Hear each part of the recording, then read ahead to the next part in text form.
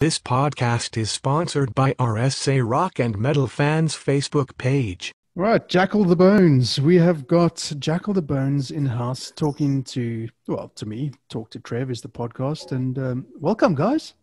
Yeah, thanks, man. Glad to be here. Thank you. Hey, Trev, thanks so much for having us. That's an absolute pleasure, man. So let's talk about this something about.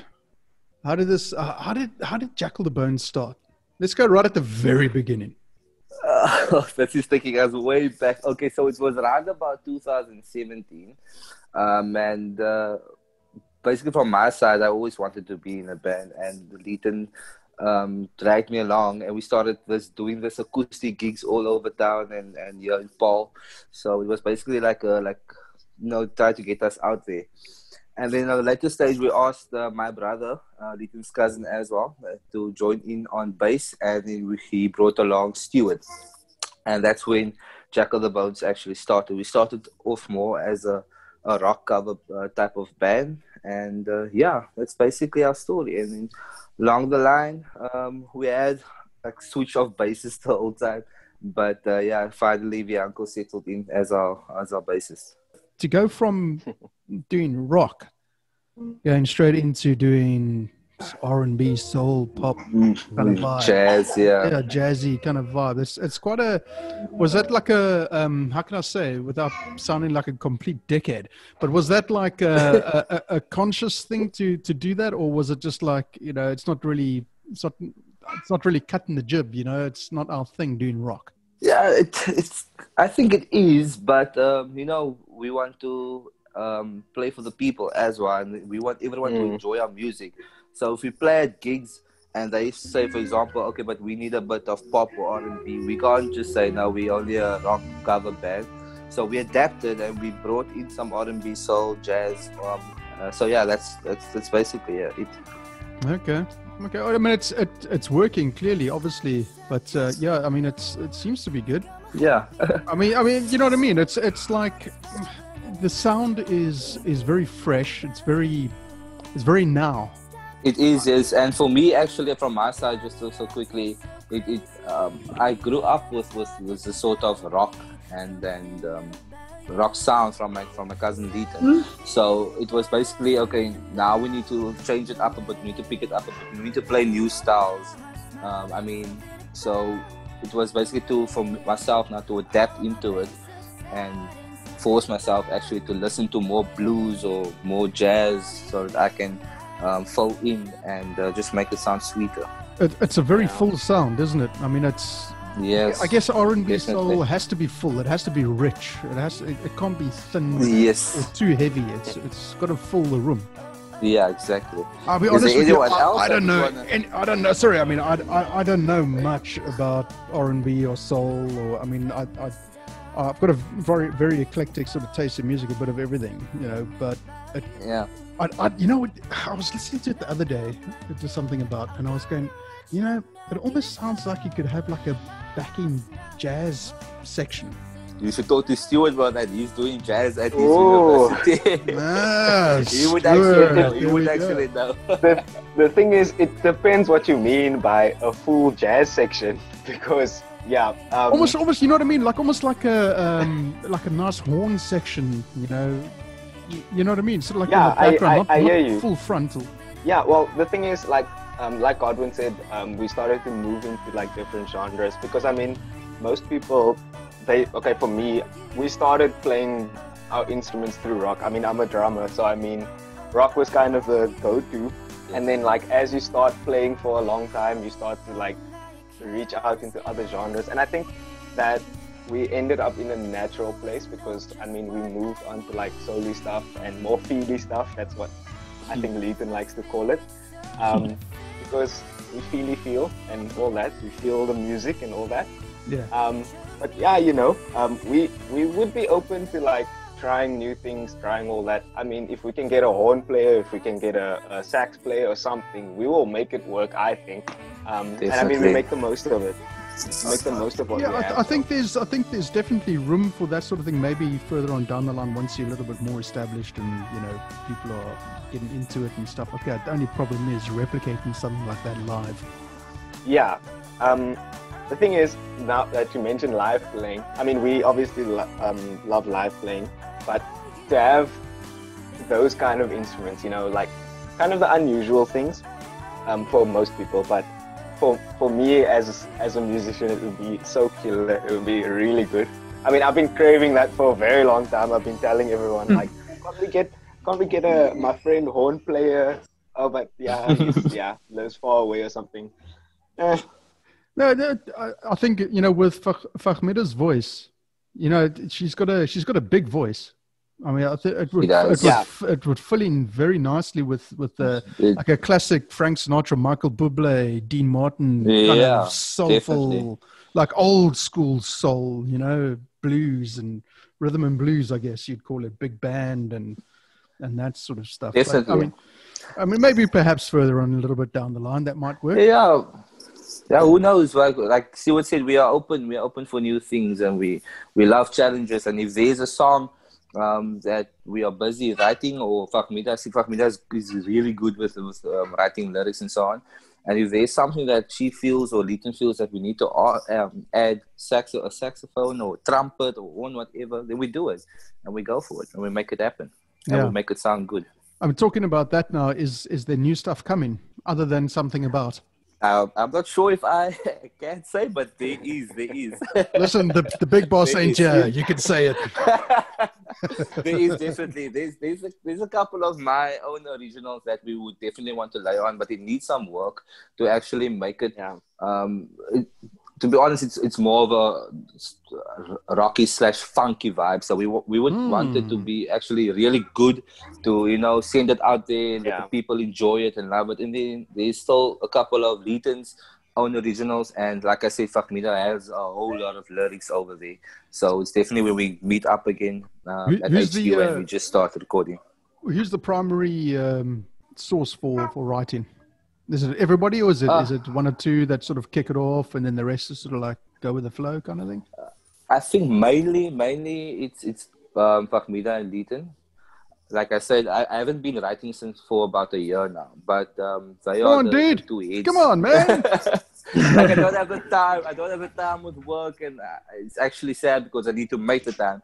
But for example, if Leighton has a song or Fahmida has a song that is unfinished, and we will all sit together, and strange things always happens. Like Stewart would play something magical on the drums, and Bianco is always he falls in very quickly.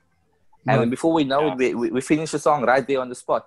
Yeah. Okay. So what I want to say is, like, when we're having rehearsals, I think it's very funny, but like there's always something that we end up playing that is like a massive jam that we're all like feeling, and we're all like, oh my word, why didn't we record that? And then we're like, okay, we should make a song out of it.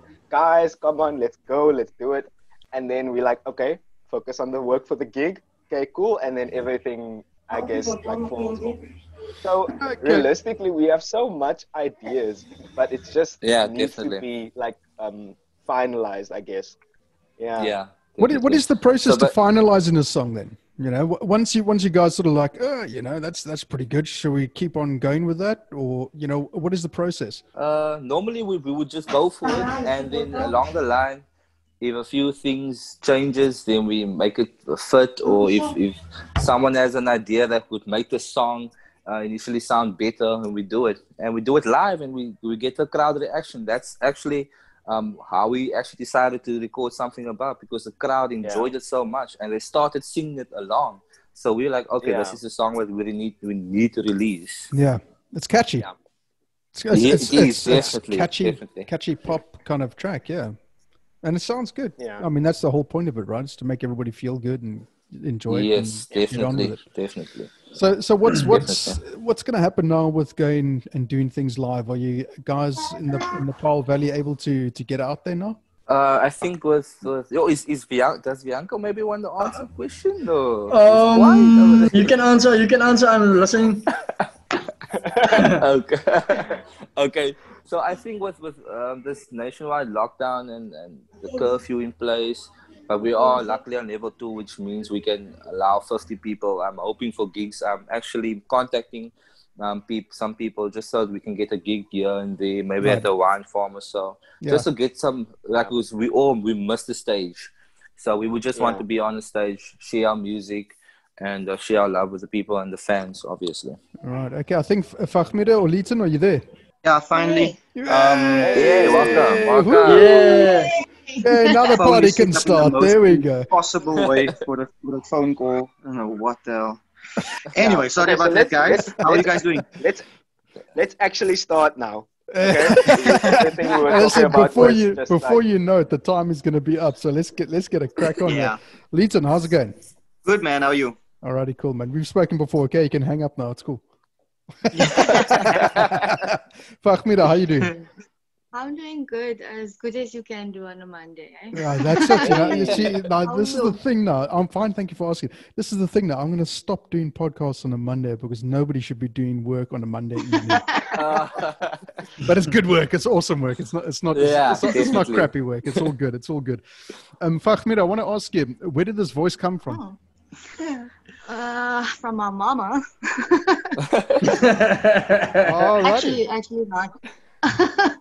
I think from my grandfather on my dad's side, eh? Okay, were they singers? He was, yeah. And then my sister now, the only other two in the family who sing, so it must be him. You've got a different type of voice though.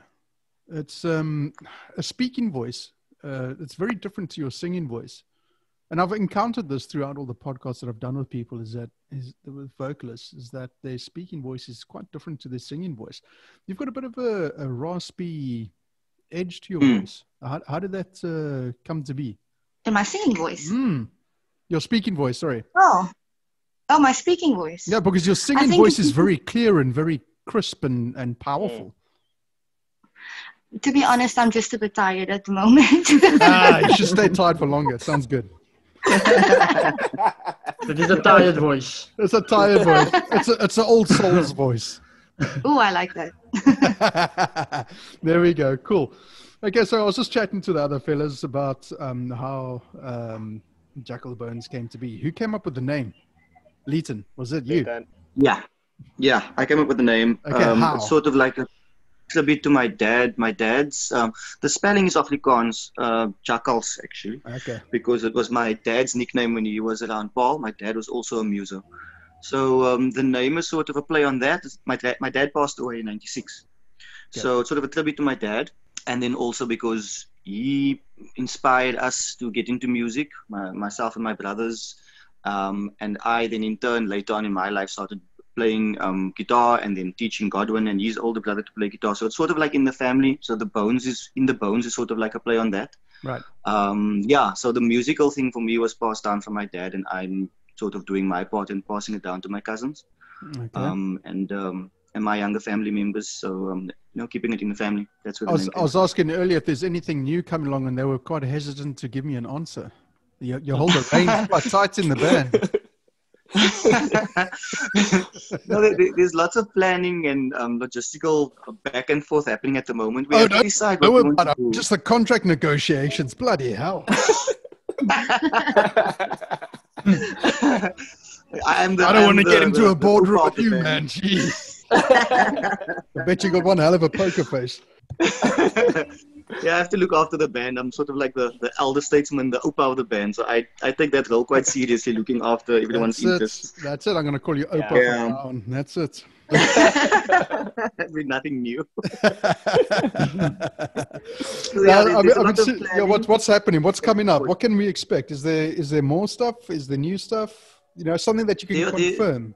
Nothing that we can confirm as far as a fixed date for release or anything like that, or recordings, studio time or anything like that yet. Yeah. There are a few songs. There are some other songs that we've worked on before that are sort of pretty much fleshed out. There are ones that are half-baked still. There are ones that are, still just projects. So there's quite a lot of music. It's just the time, and we have to decide. I don't think we expected maybe as much of a wave with the song. We were all hoping for it and we all love the song, but I think it was a little bit more than any of us expected. So we're trying to figure out what's the best way to go about making best use of this enthusiasm around the song. Do we push on because most people are asking when's the EP coming out, when's the next single coming out, when's the album coming out, and we haven't spoken as far as an EP or an album yet. So do we push on and just try to release some more music by the end of the year, or do we try to do a live show, a streaming thing? You know, there are options. Like Godwin was saying, and I just caught that part of the conversation you guys were having before we got on. We are a live band. We love playing live. That's our favorite part. The studio is great, it's different, but the live performance is definitely where we most enjoy ourselves, and I think where people enjoy us most as well. So it's sort of like, you know, we have to decide what we can do in terms of just financially, in terms of time, what would be the best use of our time, what would be the best strategy for the band to stay in touch, to stay relevant, to build on what we've just started. So there's lots of things happening, but yeah, there is quite a lot of music that can still come out either sooner or later, but there'll be a lot more music. Did I lose audio? Is Trevor gone? Yeah, I guess we should keep the podcast going, right? So what I wanted to say is just a note on like the music and how it all came to be and whatever. Godwin made it sound a lot easier, I think, than it was. Just especially from my side, because I remember him approaching me one day and be like, "Listen here, how did he go?" He went, "Listen here, brah. Me and my cousin, we have a thing. Don't you wanna come play a biggie drums there, man?" And obviously me being but I mean, he's laughing because he knows it went down like that. But me being stuck up and 17 years old, I was like, "No, you wanna ask me?" That time I was playing like everywhere, and I'm like, "Nah, who's this guy?" I'm just joking. But I mean, I knew him. I did know him. I didn't know him that well. Let's say whatever. But then his brother Mark ended up coming. Like a few years later, I met him, and then he had to play bass, and they didn't have a drummer. So then the initial idea was to rent my kit or borrow my kit. I don't know. But then when I dropped it off, I was just like, "Hey, can I just play with whatever?" And then I was there. And Exactly. And then you were stuck. And now I'm stuck. Yeah, it's what 3 years maybe down the line. So yeah. Hey. And the bassist are a whole nother story. Oh, that's a whole chapter by itself. Bianco, tell your story quick. Well, Godwin, we know each other a very long time. You know, ne? Yes, exactly. So there was a time you asked me to play at Leighton Center, I think. In the church band, that youth band. Yes, and it went well, everything. And after that, you just don't worry about me anymore. No. Don't tell lies now. So the day you asked me to play with you, I think I had something on that day. You remember? Yeah, and you said you'll try to make it, right? Yes, and I didn't make it, right? and that's when I didn't hear from you at all. So a few years went by, and that I think last year December I joined the band. My first gig was at the Battle of the Bands, the final. Yes, hey. that was tough. And I'm happy since day one of the band, and I'm not leaving Leighton. Jy kan maar van jou baie skills op knap meneer. Ek gaan nêrens sien. I don't know. Competition is always good. Even if can play something else. But Leighton always stuck there, like just for the guitar. Leighton, but I feel a little bit intimidated. That's good because your bass skills are next level, dude. I think wasn't it twice? And it wasn't December, by the way. It was like August. It was before that, yeah. Was it August? The Battle of the Bands. Yeah. I'm having Tequila Festival in my mind. Sorry. Yeah. The Tequila Festival was actually November. Yeah, not just even. Completely off. Battle of the Bands was August until the end. It was the whole month of August, and then Tequila Festival was 2nd of November. And then we played that gig.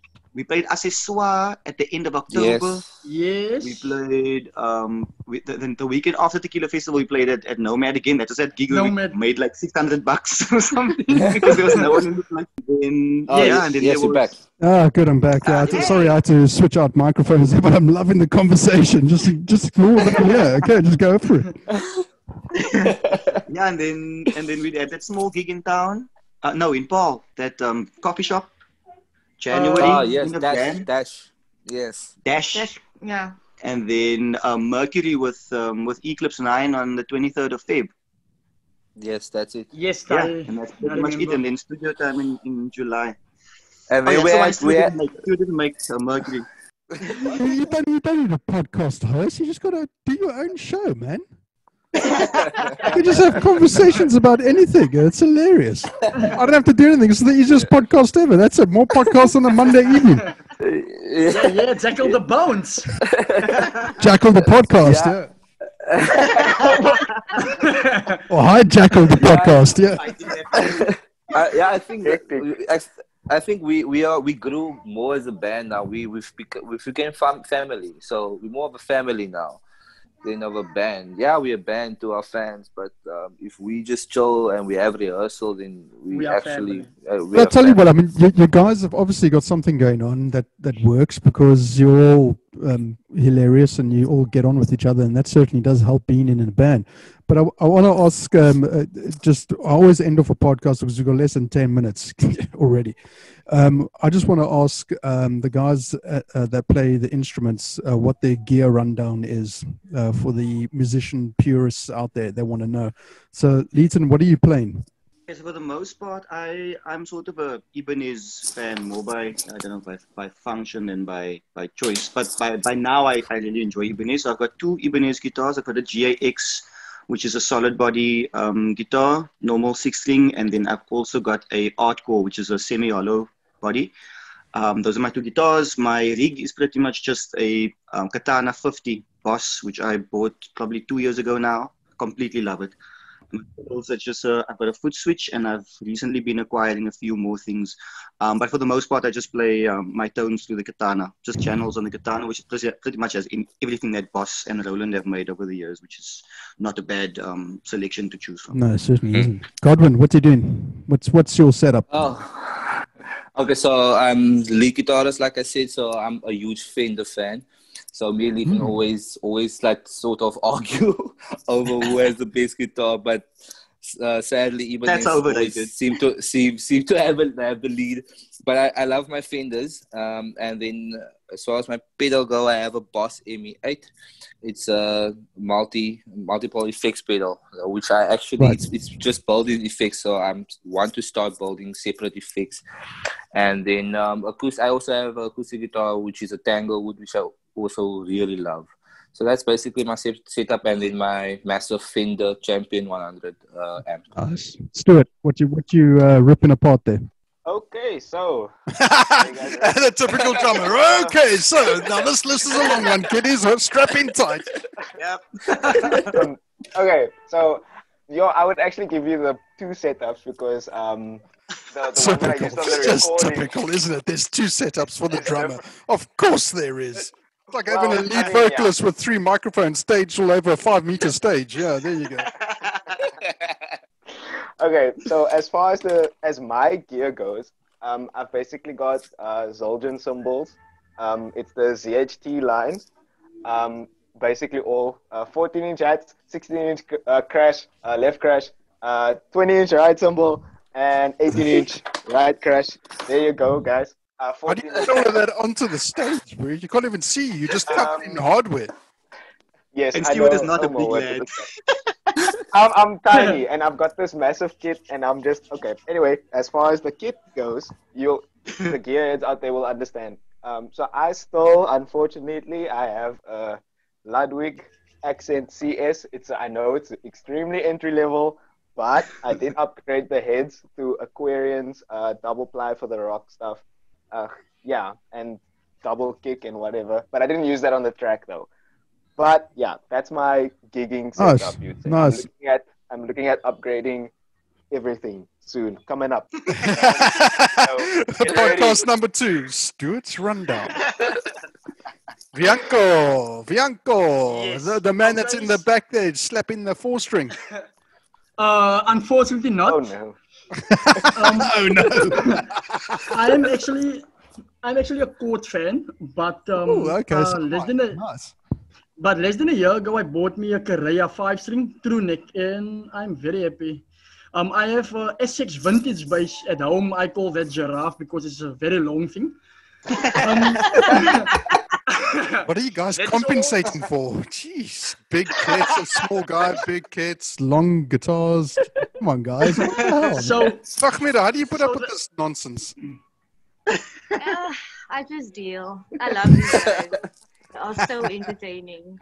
Dealer's choice. Okay, great, go. Bianco, carry on. Sorry, man. yes. Okay, so the vintage, also a 5-string, but it's a passive bass, and the Carrera I'm playing now currently with it's a 5-string, active, and my first gig I did with the bass, it was still brand new with the band, with JAKKAL the Bones. My bass was very brand new. I think that is the day I broke off the seal of the bass. Hey. Yo. Nice. Yo. But yeah, I'm very happy with my setup. Okay. That sounds bloody nice. But hopefully soon I can upgrade to a chord. I want the B5 active 5-string. Yo, you're gonna have to work for that mullah, my brother. I have to. Yo. It's nice to have a one, but geez, do you get? That's the question. Fahmida, how do you put up with these guys, eh? Lots of sleep and lots of push-ups. Lots of push-ups. Oh, yeah. You got to whip them into shape, eh? Sometimes, yeah. No, that's good. Well, guys, listen, time is up. So I just want to, Leighton, thank you very much for entrusting the distribution to me. And we'll do another podcast. This time we'll get everybody technically sorted, including myself, because I'm a dumbass. My microphone just stopped working. It's like, great, fantastic. The universe is trying to tell me something. Like, shut up and let other people speak, I guess. But okay, cool, guys. Something About is very awesome. Love it. I love the vocals, and I reckon a nice, massive, big band in the background. Yes. Very cool. I think that'll. Cool. Everything has been really cool so far. Thanks, Trevor. You've we actually dug deep those couple of weeks because I gave you a really short timeline, an unrealistic timeline. 24 hours when the song was out. Admission, yeah. But we made it happen, and thanks a lot. Yeah, next time it won't be like that. Calm my nerves down. Just have a shot of whiskey or a tequila or something. That was ridiculous. That's why I said you owe me, bro. Thanks so much, David. Okay, cool, guys. Well, be safe and take it easy. I look forward to the new stuff. Thank you, sir. Thanks. Have a good evening. You as well. Alrighty, guys. Cheers, guys. Bye, guys. All right. See you guys. Check you on WhatsApp just now.